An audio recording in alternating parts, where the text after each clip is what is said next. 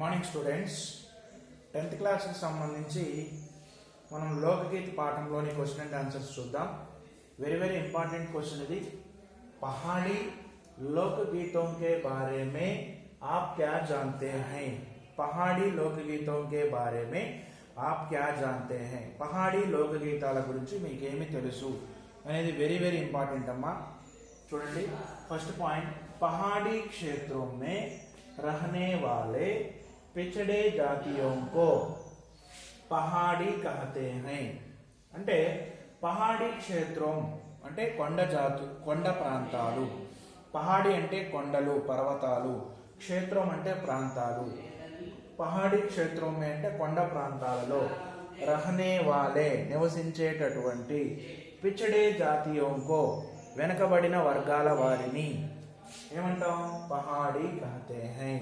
Okay, पहाड़ी क्षेत्रों में కొండ ప్రాంతాలలో रहने वाले पिछड़े जातियों को వెనకబడిన జాతుల వాళ్ళని ఏమంటాం? పహాడీ कहते हैं. తర్వాత, इनके अपने अपने गीत हैं. వీళ్ళకి వారి వారి ప్రత్యేక గీతాలు ఉన్నవి. अपने अपने అంటే తమ తమ, अपने अपने అంటే తమ తమ గీత है, ప్రత్యేకమైన గీతాలు ఉన్నవి. जैसे गढ़वाल, किन्नौर, कांगड़ा आदि के अपने अपने गीत हैं. ఈ గద్వాల్ అనేవాళ్ళు కొండ జాతుల జాతి, ఒక జాతి పేరు. గద్వాల్, కిన్నౌర్, కాగడ, ఈ మూడు కూడా కొండ జాతుల పేర్లు.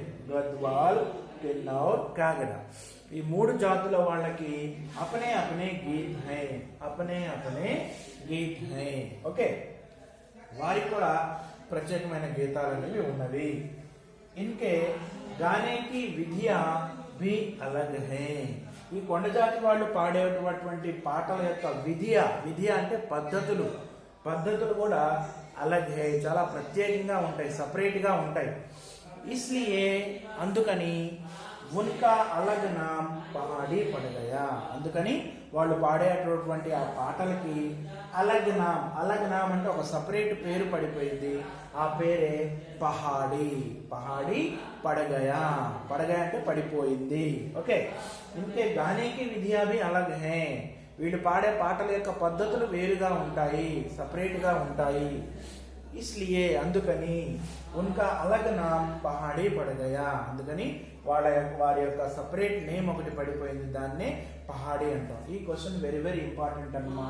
బాగా నీట్ గా తప్పులు లేకుండా ఎంటర్ చేసుకొని బాగా చదవాలి, కంఠస్థం చేయాలి. ఓకే,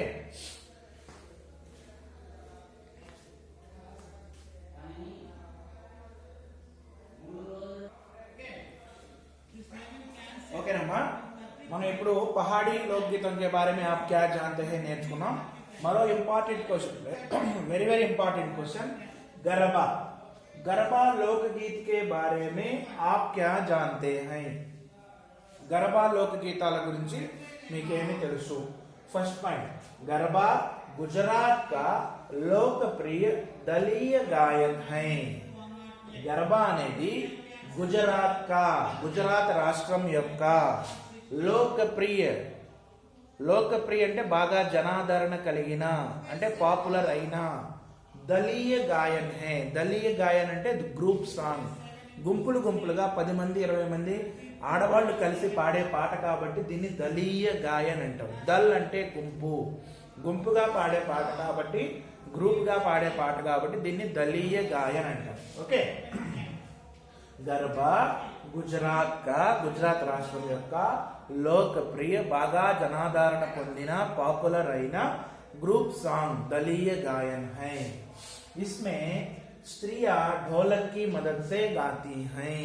దీంట్లో స్త్రీలు డప్పు సహాయంతో, మదద్ అంటే సహాయం, ఢోలక్ కి మదద్ అంటే డప్పు సహాయంతో పాడతారు. एक విశేష విధి ఒక ప్రత్యేకమైన పద్ధతి. విధి అంటే పద్ధతి, ఒక ప్రత్యేకమైన పద్ధతిలో ఘేరేమే ఘూమ్ కర్, ఘేరేమే అంటే ఇట్లా చుట్టూ నిలబడి, ఘూమ్ కర్ అంటే ఇట్లా చుట్టూ రౌండ్ గా తిరుగుతూ ఔరతే గాతీ హై. ఔరతే అంటే ఆడవాళ్ళు, మహిళలు పాడతారు. ఓకే, ఏక్ విశేష విధి అంటే ఒక ప్రత్యేకమైన పద్ధతిలో घेरे में घूम घूम कर అంటే ఇక చుట్టూ నిలబడి ఒకరికొకరు కాళ్ళు ఒకరి చేతులు ఇట్లా పట్టుకొని చుట్టూ తిరుగుతూ ఔరతే గాతి హై ఆడవాళ్ళు పాడుతారు.